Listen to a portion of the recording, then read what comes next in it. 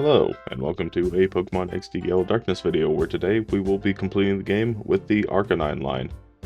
And the thing about this line is that it's a Stone Evolution line. So there are a few good things and bad things that come with that, but I think overall it'll do fairly well. But before we get into Arcanine, we must first start with Growlithe, who has 55 HP, 70 attack, 45 defense, 70 special attack, 50 special defense, and 60 speed, and gets access to a lot of normal fire-type moves, as well as a couple dark-type moves. And that's about it. So it does struggle with some type coverage, but the fire-type, as I already said, is pretty good in this game. Bite is pretty good as well, and normal type is really good, consistent damage against most types. And I added a little section for Arcanine's moves.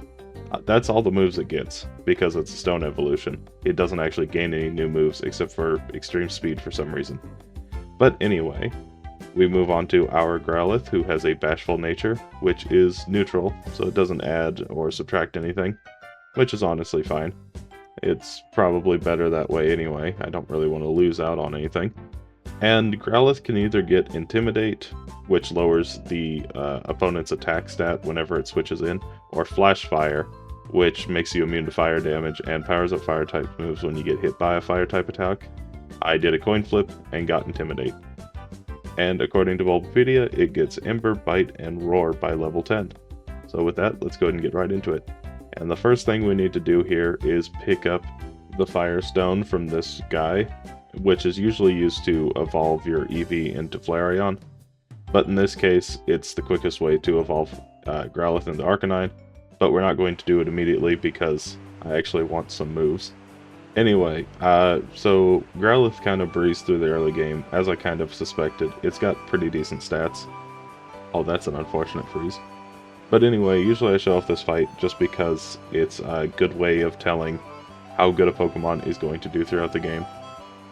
And as you can see, we're doing fairly well. I've decided to not focus on the Abra because it's not really got any elemental punches that really threaten Growlithe at this point, other than maybe Thunder Punch or Ice Punch by freezing. I take down the Shroomish, and Abra should probably be just a one-shot with Bite, which it is, and we get through the early game pretty easily. Now we move on to the Cypher base, and I decide to take down Green because he's got some lower level Pokemon. And honestly, my level is pretty low for at this point of the game, so just getting some extra levels from these guys is probably better. And now to commence a bit of rambling. If you are enjoying this video so far, consider liking it, and if you have any Pokemon suggestions, please put them down below. This is a viewer suggestion, so thank you so much for commenting that. And this battle's just about over. Pineco goes down, out comes Seedot, his final Pokemon, which is a Shadow Pokemon. I go for a Bite here, hoping for a flinch, which I get. And I'm not sure if Ember's going to be a one-shot. Oh, I get a crit and finish it off anyway. Okay, well that was pretty easy. Lotad's not a threat at all, so I take it down, and I get another crit. Okay. Well, inside the Cypher base, I decide to catch the Numel here. And that's because it's holding the Charcoal item, which raises all fire-type moves by 10%, so that'll be very helpful. And at level 25, I learn Takedown, which I'm going to teach over Leer because I don't see myself using Leer at all. Anyway, we move on to Lavrina, the first boss of the game. She leads with a Luvdisc and a Beautifly. I go for Bite to flinch the Luvdisc, don't get a flinch, and it crits me, taking me down to half health. I go for another Bite to take it down, and then out comes Roselia, which I'm almost certain I'll be able to one-shot with an Ember. And I do. And then out comes her last Pokemon, which is a Shadow Delcatty. Beautifly switches to Thief for some reason. I'm not sure why that was. I get a crit on Bite, and it flinches, so I'm guaranteed to take out the Delcatty. But I'm a little worried about the Beautifly now, because I'm not sure if it's going to be a one-shot. But it turns out to be, and we beat Lavrina on the first attempt, with a little bit of luck. Of course, you can't have a Pokemon XD Gale of Darkness video without the obligatory Mirror Bee. Take it away, Mirror Bee. See ya, Mirror Bee. Anyway, at level 31, I learn the move Flame Wheel, which I'm going to teach over Ember, because it's just a better fire-type move. And I decide at this point I should probably evolve my Growlithe, into Arcanine, which will make the game much easier.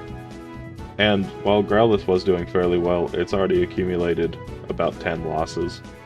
So it's good to have a better Pokemon, which has 90 HP, 110 attack, 80 defense, 100 special attack, 80 special defense, and 95 speed. Which means that I can use both physical and special attacks on this, and not have to worry about being focused on one or the other. So I can actually make use of both my fire and normal type moves that I get an abundance of. And I'll probably be able to outspeed most threats throughout the rest of the game with 95 base speed. At the Real Game Tower, I pick up my two favorite TMs, TM10 Hidden Power and TM17 Protect, and I'm going to teach Hidden Power right away, which happens to be Hidden Power Ice. Not so useful now, but it'll definitely be useful later on in the game. And at the Tutor Lady, I pick up Body Slam and replace Takedown. So with that, let's go ahead and get into the next boss battle against Snaddle. He leads with a Quagsire and a Lantern. I go for Body Slam, which isn't a one-shot on the Lantern, but it does take it fairly low. Unfortunately, no paralysis either. I take it down, and then out comes Lunatone. Now this thing is definitely going to be a threat, especially if I happen to be slower than it.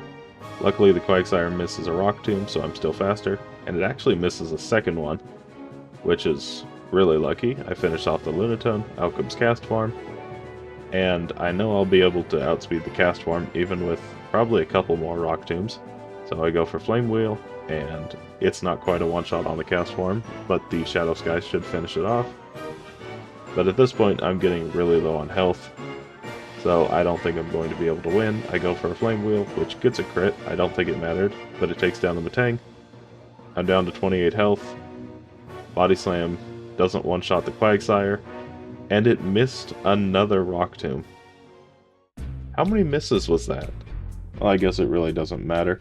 I teach Flamethrower over Flame Wheel because it's just stronger, and right before the next boss, I go ahead and teach Protect over Hidden Power. And we move on to Gonzap. And he's going to use Fake Out on the first turn, so I use Protect here. And the Electrode looks to be going for Sonic Boom instead of Spark, which is nice. I don't have to risk being outsped and paralyzed. And the Nuzleaf looks to just be using Hyper Beam, which it will continue to do until it goes down. I'm able to one-shot the Vileplume, but I'm definitely not going to be able to take down the Whiscash. It gets paralyzed though, which is nice. And paralysis goes through.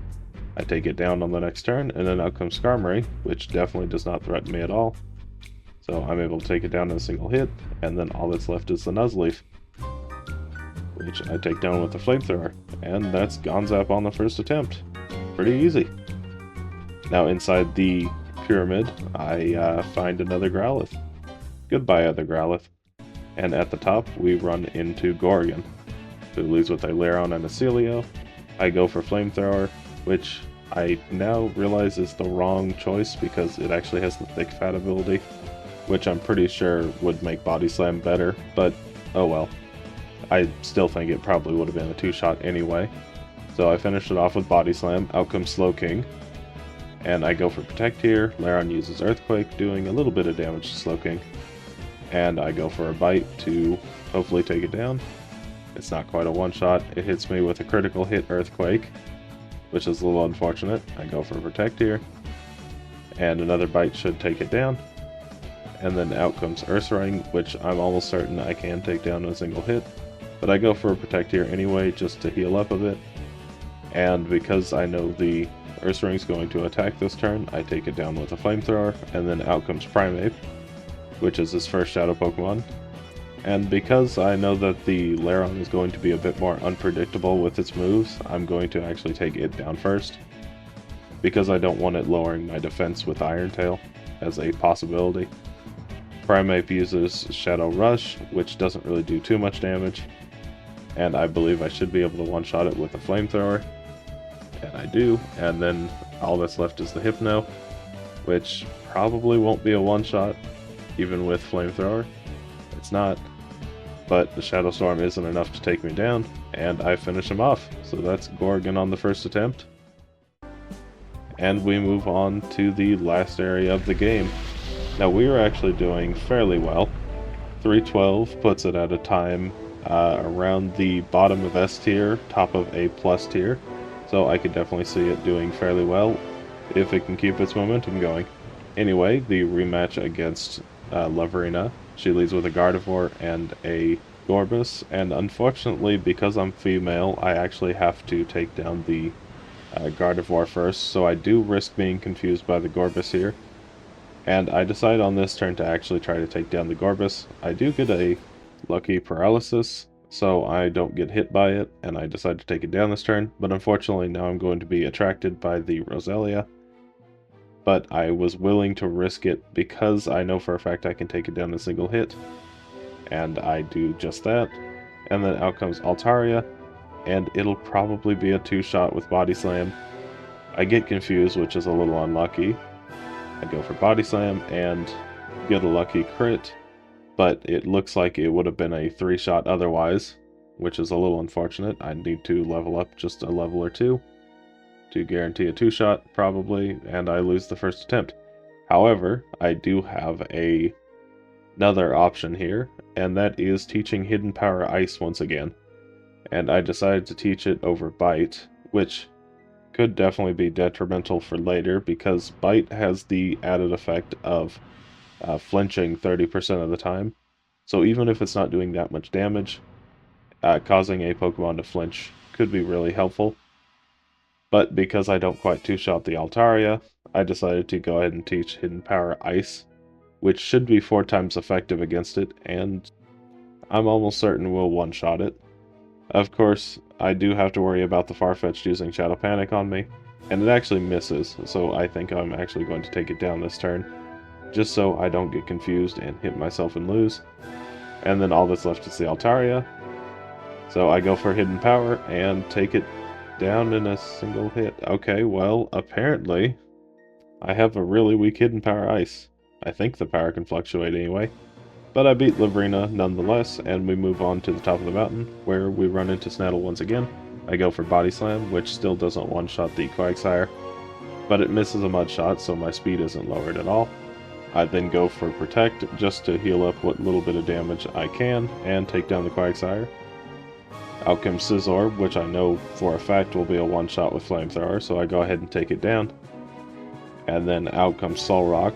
Now this thing could definitely be a threat, and this is where Bite would have been nice because it had the chance to flinch, and none of my other moves do effective damage against it. But luckily I do still 2-shot it, and unfortunately I did get my special defense lowered there, which might make the Starmie a little more threatening when it comes out. I take down the Solrock, and then out comes Castform. Psychic, doing just a little bit more damage than it was before. Fruity Pebbles rain down. I go for Protect here just to stall out the Shadow Sky. That way I can eventually start healing again. I go for Flamethrower to take down the Castform because it has Water Pulse. It might do less damage, but risking being confused is definitely more dangerous. And I go for one last Protect. Just in case I'm actually outsped by the Starmie, I go for Body Slam, and it's also not able to take it down in a single hit. Luckily, the Matang actually ran out of Psychics and is using Thunder Punch now, doing way less damage. I do risk being paralyzed though. It goes for a Thunder Punch, and it gets the paralysis. I think I can take another one of those, but I'm able to get through it and take it down.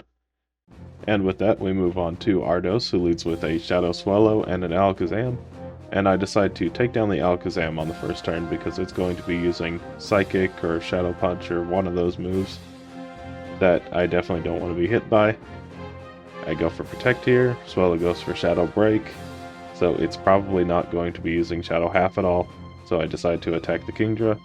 I'm not quite able to one-shot it, and it goes for Shadow Half. Darn you, Swallow. Fruity Pebbles rain down and take me out. Okay, well, to get back up here I had to beat up a trainer, and because of that I'm at level 63 now. And the thing about Swallow is sometimes it likes to change its strategy depending on what level I am. So I go for Protect here on the second turn once again, and now it's going for Shadow Half on the second turn instead. Which is much more helpful because now I can take down the Kingdra in a single hit, and then out comes Heracross. And Heracross is kind of scary because if it hits me with enough Rock Tombs, I'll actually be slower than the Electabuzz that's coming up.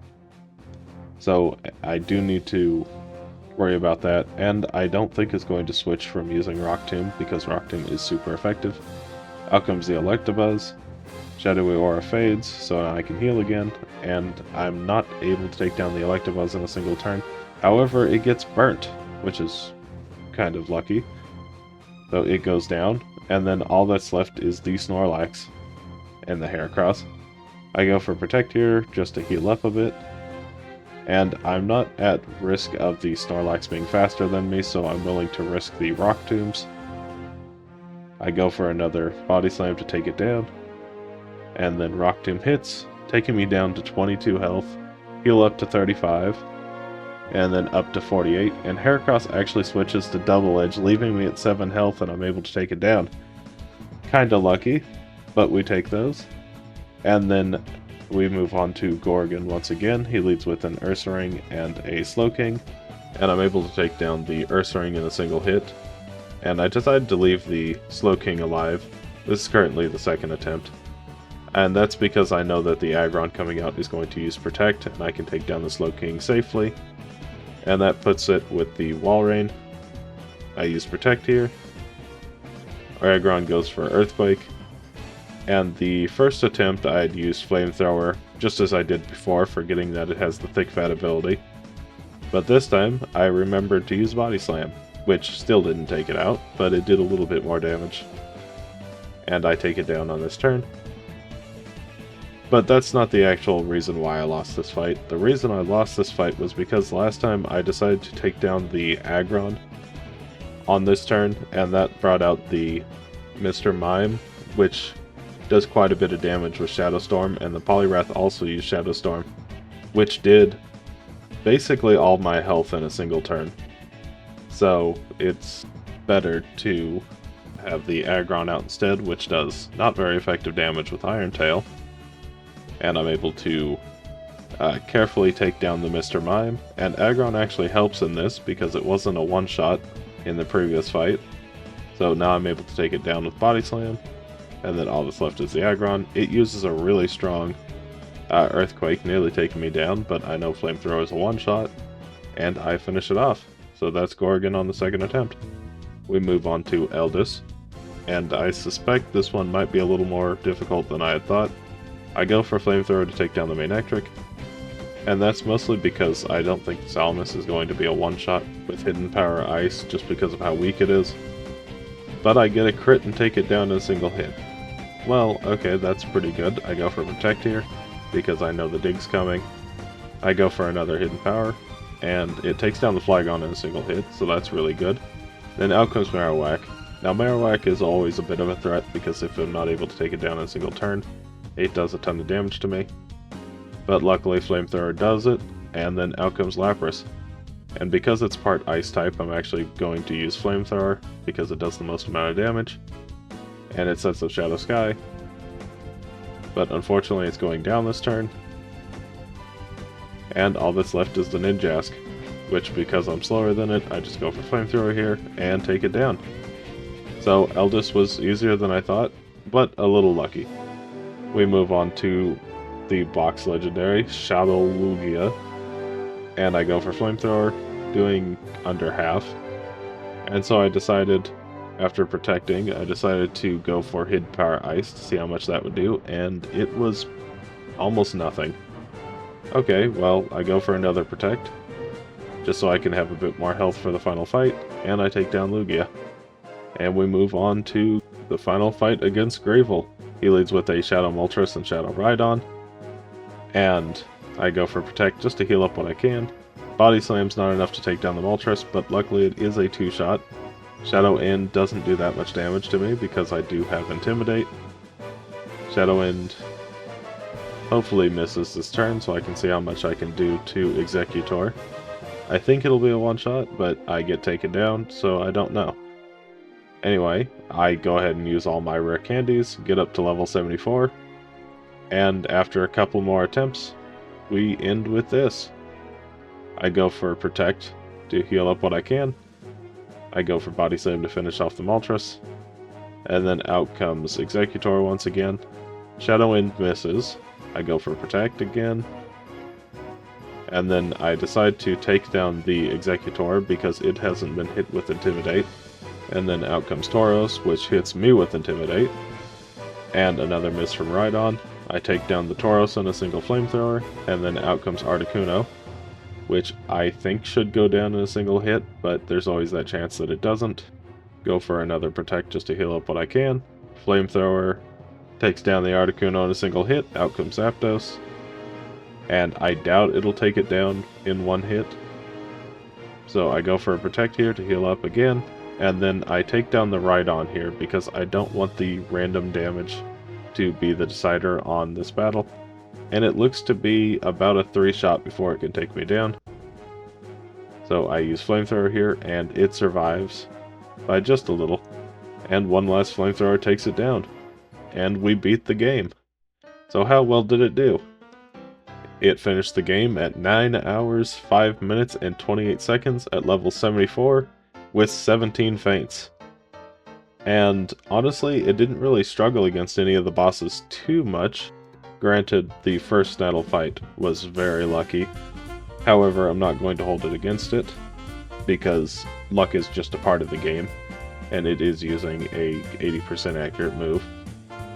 And honestly, it didn't really struggle against any of the other bosses, even with normal luck. So where does that put it on the tier list? Well, surprisingly, it actually puts it right next to Houndoom. So the two Flame Hounds are together. And you know, while I was making this video, I was thinking about the fact that both Flareon and Arcanine are stone evolutions with the Firestone. And in a lot of ways, they're very comparable. It's just that Arcanine has better stats. So it's able to actually make its way into the A+ tier, whereas Flareon found itself in the A tier. Granted, I do think maybe with the amount of game knowledge I've learned since then, Flareon could actually find itself a little higher in the list, but I'm not sure if it'd make it up to A+ tier. Anyway, this run was actually very fun, and a lot of the difficulty in it actually came down to figuring out when I wanted to evolve Growlithe with the stone, and I figured level 31, because it gets Flame Wheel, it would be the best time to do it, but I could definitely see doing it a little earlier, because it definitely struggled against some of the early game trainers a little more than it needed to. Either that, or I should have just focused on training a bit more to get it to level 31 faster, and I think that maybe would have sped up the time a little bit. But with that being said, thank you so much for watching. If you enjoyed this video, consider liking and subscribing, and put some Pokemon suggestions down below. I think most of November has already been planned out with other suggestions that I've put in a bit of a list, and a few ideas I want to do specifically. But anyway, bye.